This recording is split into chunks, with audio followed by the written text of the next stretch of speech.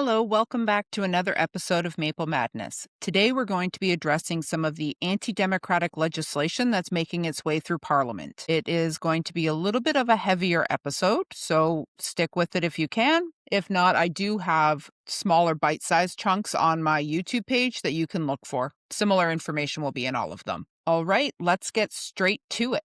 Bill C-15 isn't just another budget bill.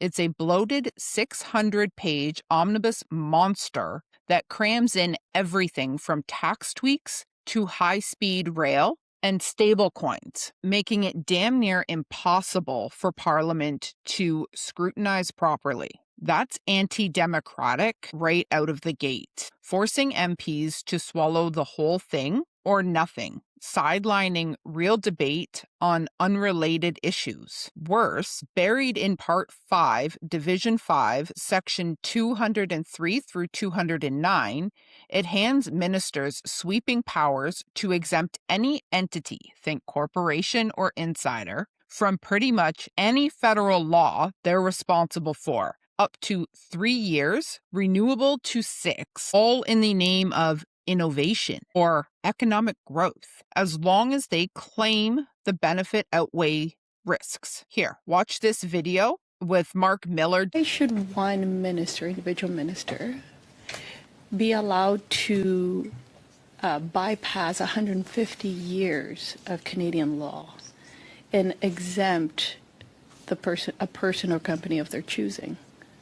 Look, that may be your view, but I don't think that is what's happening. Well, that's how it's written.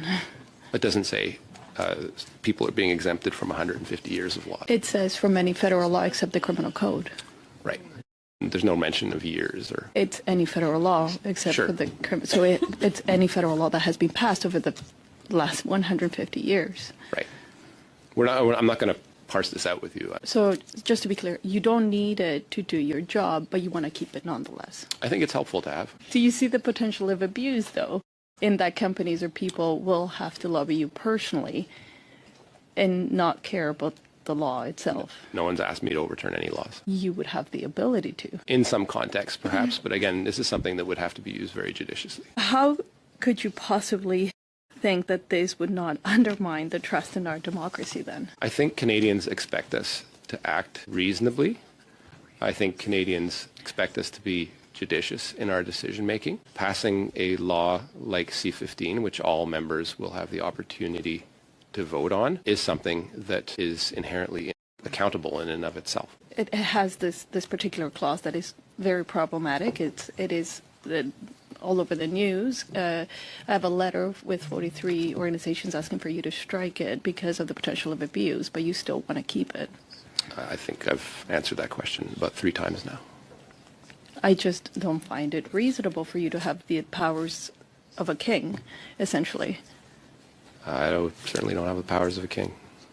If you are allowed to exempt any entity from any federal law, it is like the powers of a king. Is that a statement or a question? Well, it's a fact. Thank you, Ms. Kobina. That concludes the time for this. Mark Miller claims he doesn't have the powers of a king, yet no parliamentary vote needed, just a minister's say-so. This is classic Henry VIII stuff, letting the executive rewrite or ignore laws Parliament passed, eroding the rule of law and opening the door for favoritism or abuse. Then there's the trade angle in Part 5, Division 27, Sections 460 through 462. Cabinet can slap items onto export or import control lists purely for Canada's economic security interests. Broad, vague, and unchecked, ministers get unilateral control over trade restrictions without full oversight, potentially bypassing democratic accountability in a tense global landscape. Add in interim orders across acts like aeronautics and transportation, that act like regulations without the process, final ministerial decisions with no appeals except judicial review, and billions in unchecked spending authority, like up to $45 billion for rail without scrutiny, and you've got a bill that concentrates power in the executive, weakens Parliament role and risks arbitrary rule. Bottom line, this isn't about efficiency.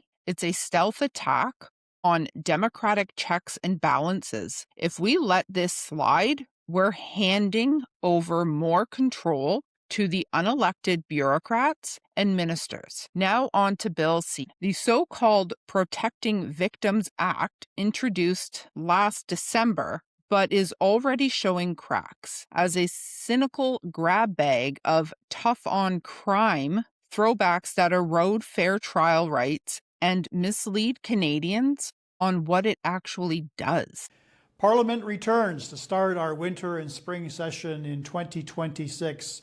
First up for debate is C-16, the Protecting Victims Act. C-16 egregiously continues the Liberals' soft-on-crime agenda by empowering judges to ignore literally every mandatory prison sentence in the criminal code, other than murder and treason. Liberals are trying to allow judges to ignore them for aggravated sexual assault with a gun, human trafficking, and multiple violent firearm offenses, including extortion with a firearm, weapons trafficking, drive-by shootings with a restricted or prohibited firearm, and more. Parliament set mandatory minimums for these heinous crimes for a reason.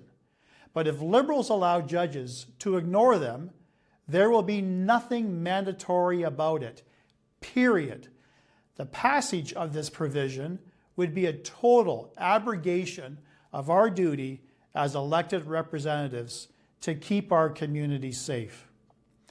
First off, this bill pretends to crack down hard, but sneaks in loopholes that weaken mandatory minimum sentences for serious offenses like human trafficking, for instance, drive-by shootings, and violent firearms crimes. Lets judges sidestep those minimums in rare cases where they'd be grossly disproportionate, which sounds reasonable until you realize it undercuts Parliament's intent, handing more unchecked discretion to the judiciary and potentially letting violent offenders off lighter. That's not protecting victims. It's diluting accountability in a system that's supposed to reflect democratic lawmaking, not judicial whims. Then there's the deep fakes provision. It bans non-consensual AI-generated intimate images, which is fine in principle,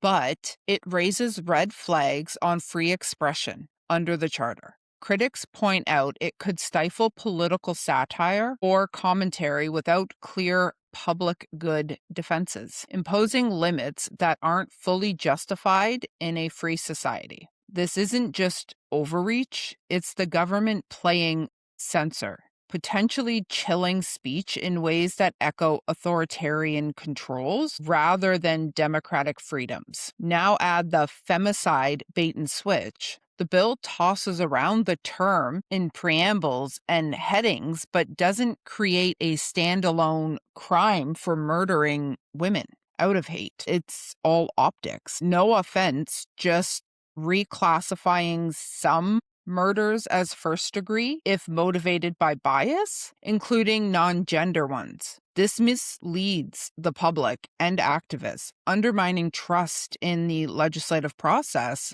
by promising big changes that aren't there, which is straight up anti-democratic deception. Even though coercive controls offense aimed at patterns of abuse is gender neutral on paper, but could boomerang against victims. Women fighting back might get charged, flipping the script on who the law really protects. And overall, this revives failed Harper-era policies that ramp up incarceration without evidence they reduce crime, ignoring data-driven reforms and prioritizing political theater over real justice. Bottom line, Bill C-16 isn't about victims. It's a regressive mess that weakens sentences, risks free speech, and deceives Canadians, all while eroding the checks and balances that keep our democracy intact. If you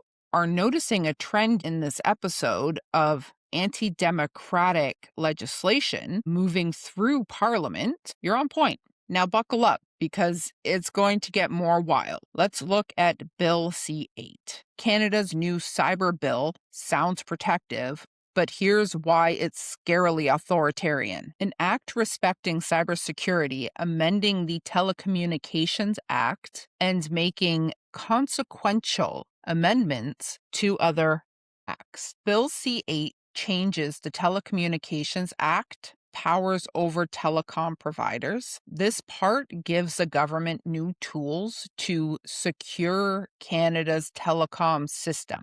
But critics say it creates a backdoor for surveillance and control without nearly enough checks. First, let's look at the broad order making powers, sections 15.1 and 15.2. The governor in council, basically the federal cabinet, or Minister of Industry, can secretly order telecom companies like Bell or Rogers to block certain equipment, stop providing service to specific people or groups, or make major changes to their networks, all on reasonable grounds of security threat. These orders can be kept secret forever, non-disclosure clauses, and companies can't get paid for the costs. No judge needs to approve them up front, and they override other rules. This hands immense power to unelected officials without mandatory judicial review or public input. It could be abused to target political opponents or stifle dissent. The Citizen Lab warns it risks weakening encryption, like forcing backdoors in apps for government access, making everyone's online security worse, and enabling mass surveillance or hacks. Their brief notes, broad order making powers could compel network operators to compromise the integrity of encryption, which contradicts Canada's stance against foreign backdoors. The government's charter statement says these are reasonable for national security, but critics argue it downplays free speech impacts. We must take the bill at face value. We must rely on what the text explicitly sets out in the law. Otherwise, the law intended to protect telecommunications infrastructure could easily be weaponized by any government against ordinary citizens. Citizens most at risk are people like me, those who publicly and loudly express dissent, challenge orthodoxy, or raise uncomfortable truths. These citizens most active in civil society are most at risk of being cut off, penalized, and isolated without ever knowing why. For these reasons, Bill C-8 undermines the principles of fundamental justice in the Charter as it stands. Security in this context can be a pretext for control, while transparency and liberty are sacrificed.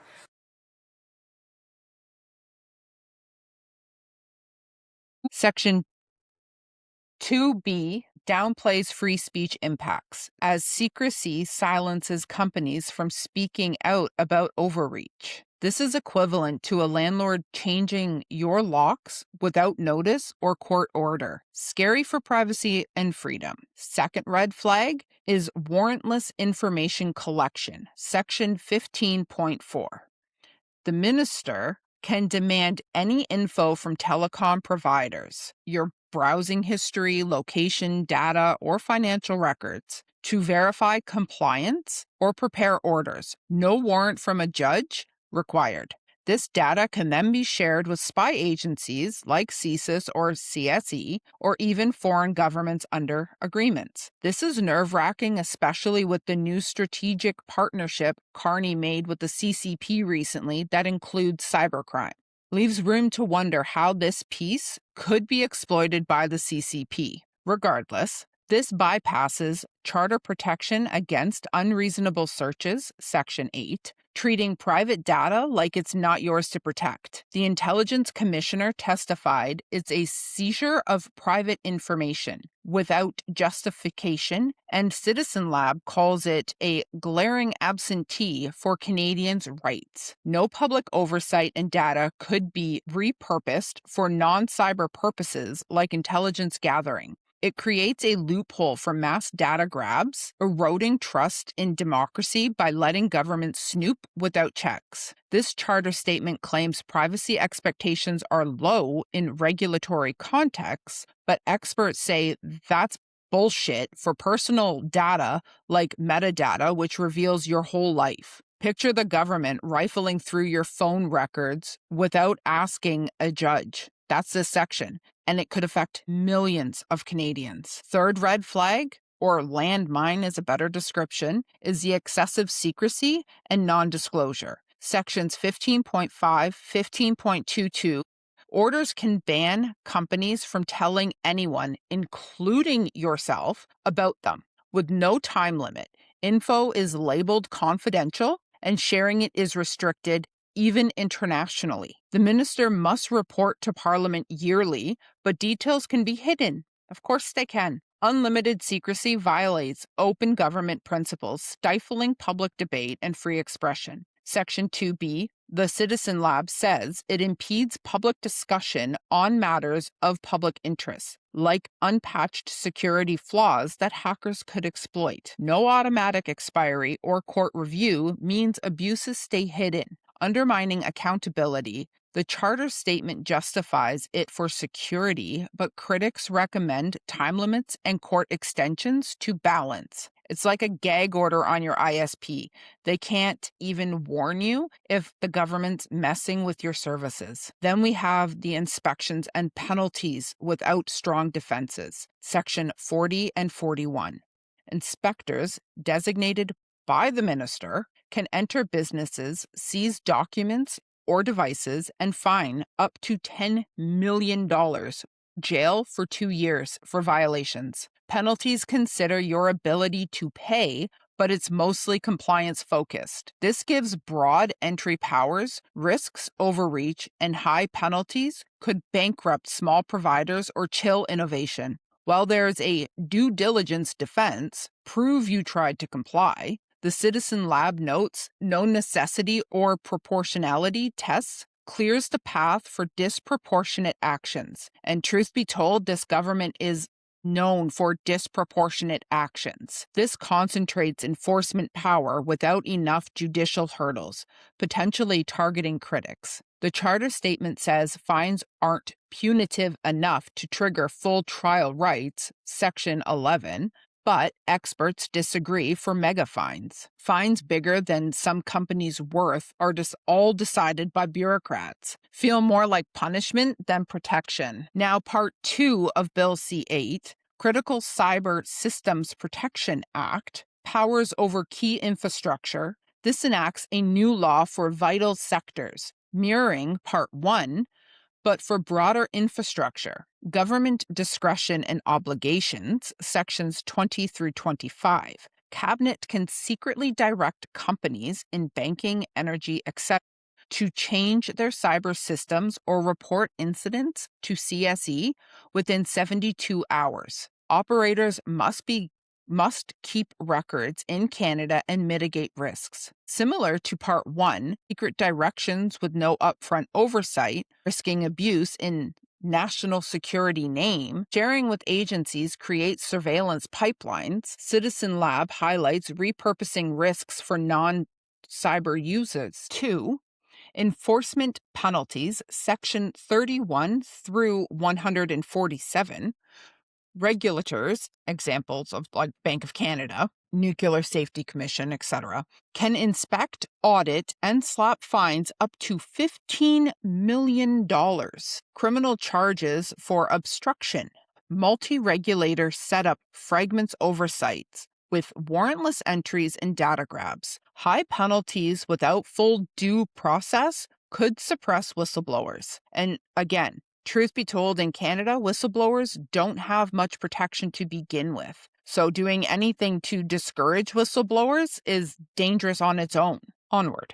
Charter defends as administrative, but critics see it as punitive in its real-world effect. Bill C-8 aims to fight cyber threats, good intent, or simply an illusion to deceive Canadians from the anti-democratic red flags like the lack of judicial warrants, unlimited secrecy, data sharing loopholes, and powers that could weaken online freedoms. The government says it's balanced for security, but as a Canadian, this could freeze your online life under the guise of protection. Then we look at Bill C-9, officially called the Combating Hate Act. This bill was introduced in September of 2025.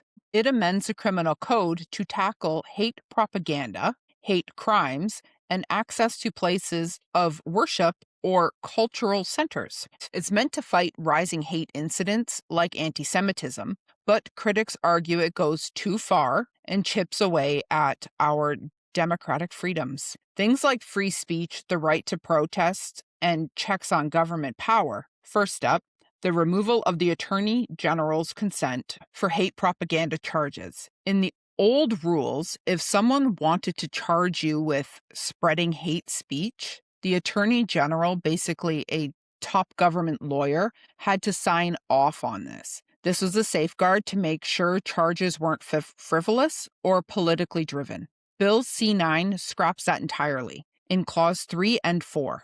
Now, any cop or prosecutor can slap you with these charges without that extra check, without that accountability piece. It's like removing the boss's approval before firing someone. Without it, charges could pile up based on personal biases or pressure from loud groups. This could scare people into self-censoring their own opinions, even if they're not actually hateful. That's anti-democratic. It erodes free speech without oversight. Critics say this opens the door to politically motivated prosecutions and abusive private charges, turning the law into a tool for silencing dissent. The new definition of hatred in Clause 4, the bill defines it as the emotion that involves detestation or vilification, and that is stronger than disdain or dislike. It also says something isn't hate just because it discredits, humiliates, hurts, or offends. Sounds semi-reasonable. Again, critics aren't buying it. They point out this broader and vaguer language than what the Canadian Supreme Court has said in the past, where hate had to be extreme and tied to real harm like violence. This lowers the bar so much that strongly criticizing a group, say calling out a religion's practice or a cultural tradition you disagree with, could get labeled as hate. Its anti-democratic, vague laws make people afraid to speak up, discouraging open debate in a free society. One brief calls it a dystopian amendment that polices thoughts and feelings instead of actions. Clause 4 also creates a new offense for willfully promoting hatred by displaying certain symbols in public, like the Nazi swastika, SS bolts, or anything linked to Canada's list of terrorist groups, or even stuff that looks similar. On the surface, banning Nazi stuff makes sense. But here's the catch. Canada's terrorist list is decided behind closed doors by politicians with little transparency or appeal rights. It could end up snagging up symbols for legitimate movements, even peaceful protests. It'd be like waving a flag at a rally for freedom and boom, you're charged because some politician labeled a related group as a terrorist. This is anti-democratic as it lets the government decide what's hateful expression without clear rules, potentially banning political speech and symbols that aren't actually calling for harm. Defenses exist for things like art or education, but they're narrow and require proving it's not contrary to public interests. Who decides that? Moving to Clause 5, this adds a whole new hate offense. If you commit any crime from mischief to assault and is motivated by hatred based on things like race, religion, or sexual orientation, it becomes a separate charge with bumped up penalties up to life in prison for serious underlying crimes. So say you tag a wall with graffiti that's seen as biased. Normally a minor thing, but now it could land you years extra because of hate motivation. Critics argued this duplicates existing laws where hate is already a sentencing factor and lets prosecutors stack charges to force plea deals or add stigma. Anti-democratic vibe? It risks turning everyday offenses into thought crimes where your motives are judged subjectively, discouraging expression and giving too much power to label actions as hateful without proof of real intent to harm. Finally, Clause 6 introduces offenses for intimidation or obstructing access to places of worship, cultural centers, schools run by specific groups, or cemeteries. Intimidation means doing something to provoke a state of fear, to stop someone from going there, up to 10 years in jail. Obstruction is blocking access outright. So if you're protesting outside a church or mosque event and someone feels scared, not even threatened with violence, just scared, fearful, you could be charged. This could shut down peaceful demonstrations like picketing a religious group over their views or blocking a cultural event tied to controversial politics. Protests are a cornerstone of democracy, but this gives vague powers to police protests based on subjective fear, potentially protecting powerful institutions from criticism while limiting our rights to assemble. There's an exception for just communicating information nearby, but it's narrow and doesn't cover disruptive but legal actions like chanting or signs. Plus, a recent committee amendment removed the good faith religious belief defense from hate speech laws, which could hit religious expression even harder, as MP Andrew Lawton has been advocating. Extreme does not appear in Bill C-9. Now, the government is very proud of this bill. The government has had all summer to work on it. They have had, I don't know how many stakeholders, staffers, bureaucrats, lawmakers, and lawyers look over it with every, I imagine, every clause with a fine-tooth comb. Omitting a word, an operative word, a very key word in a very key section of this bill is no accident. The government is, to use a legal term, willfully lowering the threshold on what constitutes hate, by extension expanding the state's power and lowering the threshold of what can be regarded as free expression in this country. Now, why this is so important to me and to the Canadians who have been speaking out about Bill C-9 to this point, Madam Speaker, is because this government has been, to its credit, very transparent on where it wants to go on free expression. We do not need to look far to see what happens when the threshold for hate is lowered. In the United Kingdom, police are not even rarely knocking on doors and arresting people over mean tweets, because the same desire that we're seeing behind some of the negative and concerning impulses in C-9 is criminalizing hate based on the grounds that words are violence. Censors justify their limitations on freedom of expression by elevating speech to violence. It is not for the state to discern, let alone prosecute, hate that may exist in one's heart. The law is to punish action, and the existing laws already do this. Now, I'd be remiss to not point out that the Liberals only get tough on crime when they're talking about thought criminals. These are the only people that the Liberals want to put behind bars. I do not trust those who cause the problem to solve it. And I think all people who may agree with the motivation behind this bill should be very cautious to hand over this level of power to the Liberals when they have already demonstrated where they want to go. I'll return to another quote by former Chief Justice McLaughlin. It is not to say that it is always illegitimate for governments to curtail expression, but government attempts to do so must be viewed with suspicion. This Liberal government does not deserve the benefit of the doubt on hate.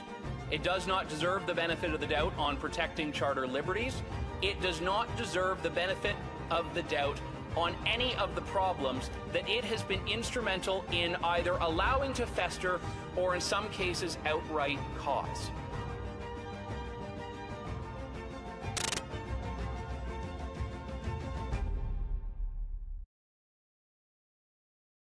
After breaking down these Liberal bills, the patterns jump out. These aren't isolated fixes. They're pieces of a bigger playbook to seize more power and hand it to unelected bureaucrats and chip away Canadian freedoms and rights. These bills consistently push power to unelected ministers, regulators, and enforcers, bypassing Parliament, rushing omnibus monsters or vague provisions, and eroding safeguards. C-15's exemption, C-16's judicial shifts, C-8's secret orders, C-9's lowered barriers. It's a pattern of overreach that dilutes representation, breeds distrust, and slides us towards centralized control where freedoms get traded for safety or progress without real debate. This isn't governance. It's a slow power heist. Canadians deserve better, real oversight, proper scrutiny, and laws that protect rights, not erode them. Message your MP, demand fixes or blocks on these bills outright, and stay sharp. We're not chained yet. Let's break the illusion before it's too late. If you enjoyed this and you're interested in more anti-democratic bills that are going through, I will be making a second video addressing other bills that have gone through already. All right, I'm out.